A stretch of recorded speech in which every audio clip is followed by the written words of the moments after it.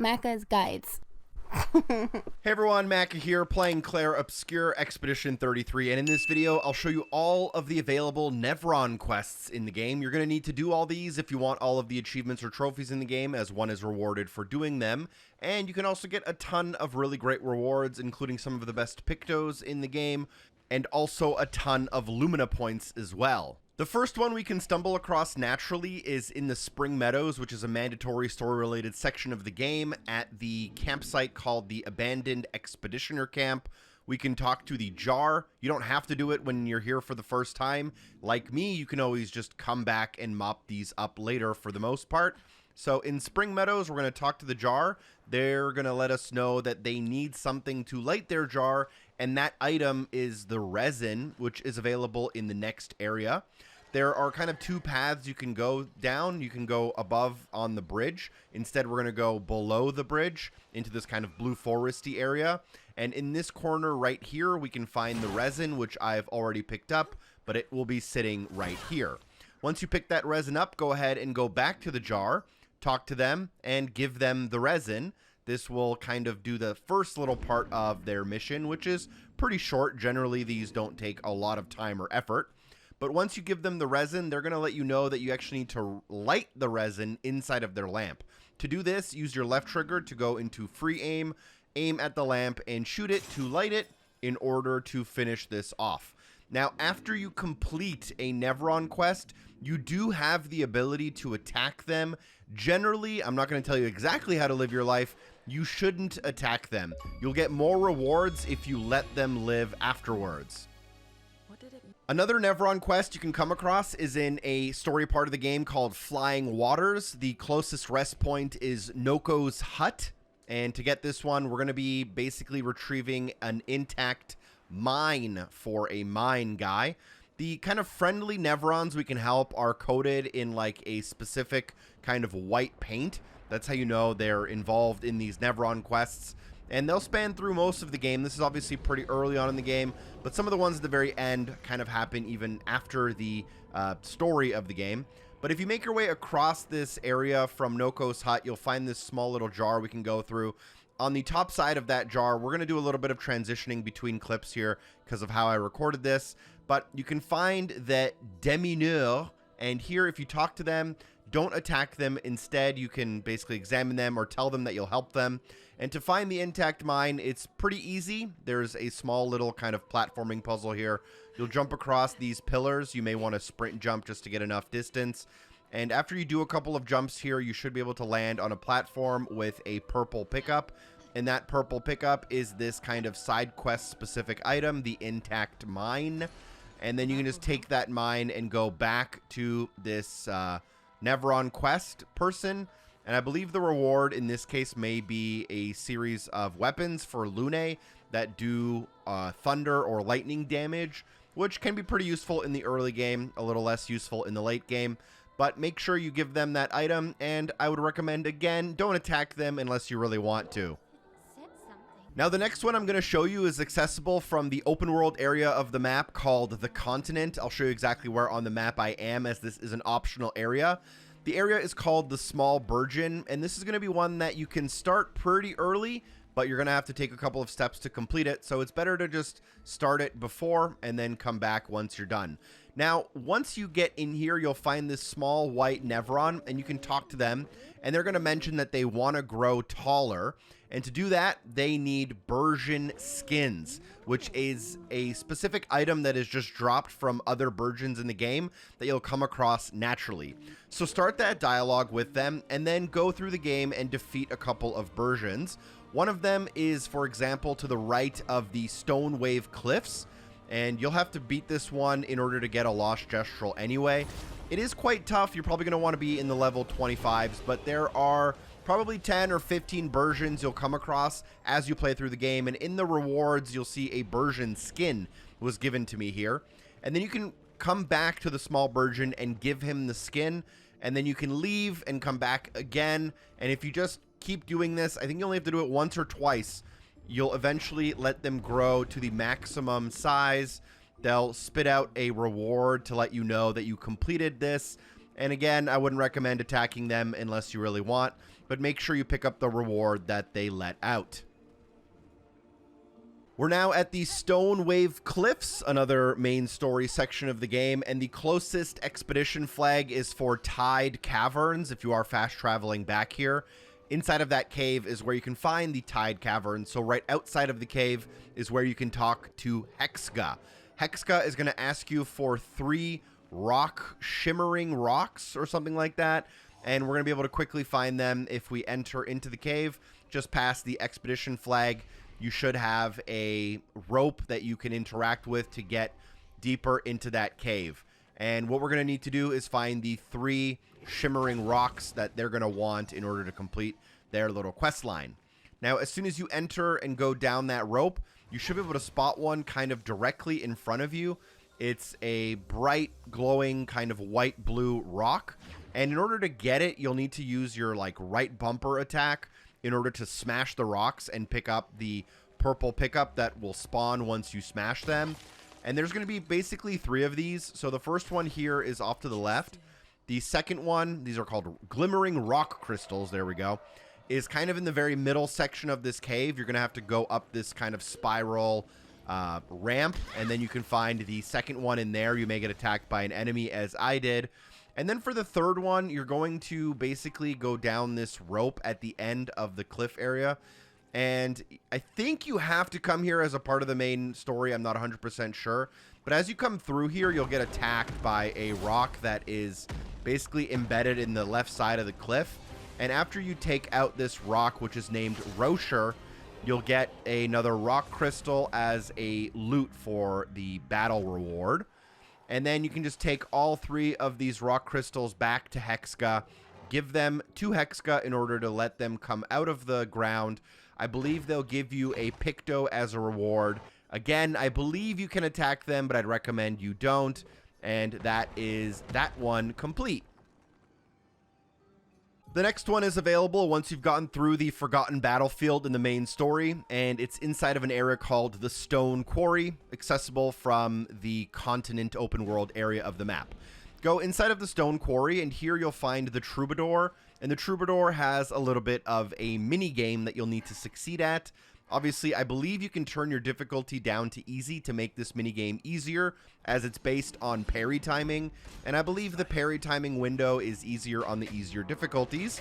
So what you need to do is just accept their quest, and once the minigame begins, you're going to need to parry the red energy balls, and you're going to need to not parry the green energy balls. So let the green ones hit you, parry the red ones, and if you, I don't know if you need to be 100% here, I ended up being 100%, but you need to do very, very well, and if you do, I think, both of the rounds, the second trial, and you complete that, you will finish off the Troubadour. Again, I'd recommend not attacking them after.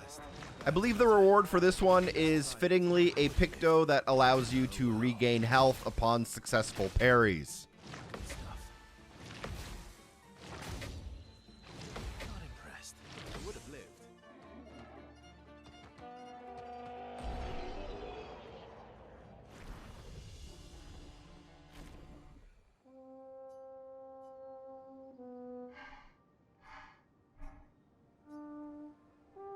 The next one I'll show you is the Portier in the Esoteric Ruins, not far from the entrance of Old Lumiere. I believe you can do this one before you enter Old Lumiere, but again, like all of these I've mentioned before, you can always come back to these and mop these up at the very end of the game if you prefer. Now go into the Esoteric Ruins and talk to the blue orb of light right in the middle.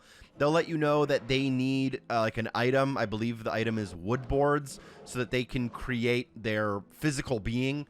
And all you need to do is basically go up this rock climbing wall not far from them. Continue up the rock climbing wall and you'll end up at a puzzle where you need to like shoot orbs in a maze to get through them. I'll rejoin you with some commentary once I get a little bit closer to that.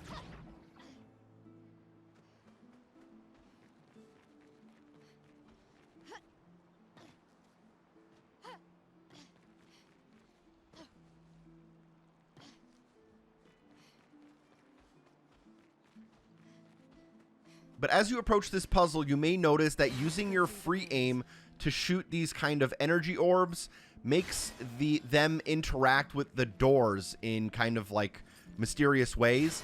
Now, I'm not going to show you the exact solution because I don't even really know how I got it. What I ended up trying to do was I ended up trying to end up at the final door, and I tried to line up all the doors in the middle to basically be opened. And from the end, I shot the brazier at the very beginning of the area, and this seems to have opened up all of the doors in a row. Once that door is opened up, go ahead and go through it, collect all of the purple pickups. There's I believe a couple of luminas as well as the wood boards you need, and I believe you just have to then return to the Portier in order to give them the wood boards, and this will turn them into their physical being.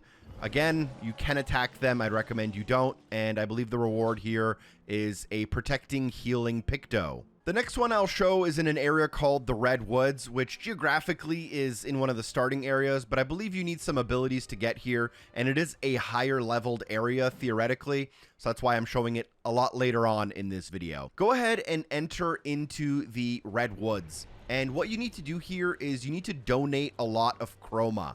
You'll interact with this fountain, and you want to pour in the chroma as it asks. The first time it asks you, you'll need to donate 5,000, then 10,000, then 25,000, and then 50,000. I believe if you combine all of those numbers, you end up at 90,000 chroma, which may seem like a lot if you're in the early game, but if you're in the late game, it's not that much at all.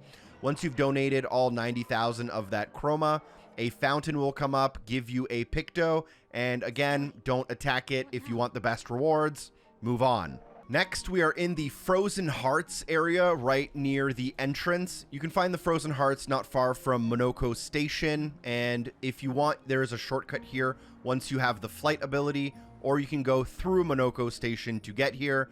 Go into Frozen Hearts from the entrance, and what we can do is navigate towards the Danseuse teacher, and this is a little bit of a mini game we can complete with Lune in order to finish off this Nevron quest.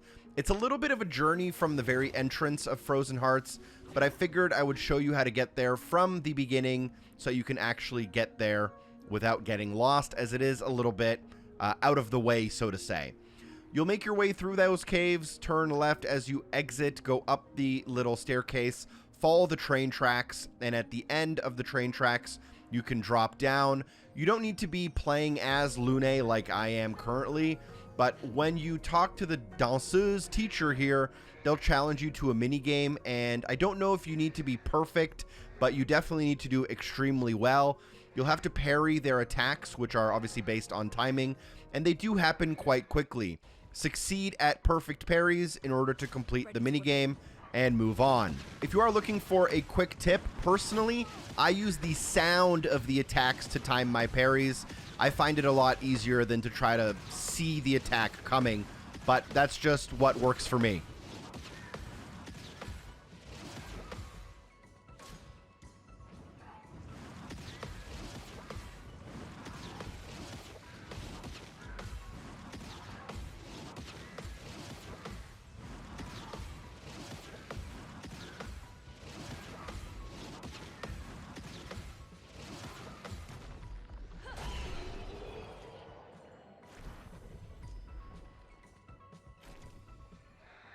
Now, depending on which characters you have in your party, this reward is either great or not so great. It is an outfit for Lune. Next up, we have Chalier at the Floating Cemetery. This one will require you to be able to fly, which is a natural ability you'll gain through progression of the main story. Inside of the Floating Cemetery, you can find this Nevron hanging out in the kind of main cemetery part. And if you talk to them, you'll be able to just pick a weapon. It doesn't matter which weapon you pick from this list, but they'll tell you that they'll meet you inside of the building, so you can basically help them become a part of the graveyard if you can use your imagination as to how that's going to happen. But there are kind of multiple endings to this that you can choose. You do want to accept the quest, go into the building, and then fight them, and complete the fight in order to get to the dialogue part afterwards. This can be a pretty high-level fight. I think I came here in like level 80 or so, but I think the game wants you to be at least level 50. Now, this one actually has kind of the most unique reward structure because in the dialogue after the battle, you can choose to end it all for them, and this will reward you with a pretty good picto called Auto Powerful. However, if you choose to basically talk them out of it and let them live, you'll get a worse reward now, but a better reward later. So it's up to you what you choose. I ended up kind of doing their wish and getting the auto powerful picto, but if I were to do this again, I'd recommend not taking their life, and you'll get something in the next Nevron quest. So the final Nevron quest for this video is Blanche, available at the Fountain, and kind of two things will happen depending on how you decided to play the earlier quests. You'll come here, you will need the flight ability, it's a very high level area, and when you talk to Blanche, one of two things will happen. If you've allowed all of the Nevrons to live and have good endings, Blanche will reward you with 100 Lumina points, which is a fantastic reward for your troubles. However, if you attacked some of the Nevrons and defeated them, Blanche will know this, and as revenge, they will attack you. And this is an extremely high-level fight, recommending level 85 or higher to complete it. You'll have to do over 5 million damage, but depending on one of those two outcomes, you will be able to complete this Nevron quest. You don't need the good ending, and the achievement or trophy should unlock. Thanks for watching. I hope the video was helpful. Special thanks to everyone on Patreon for supporting the show. Peace.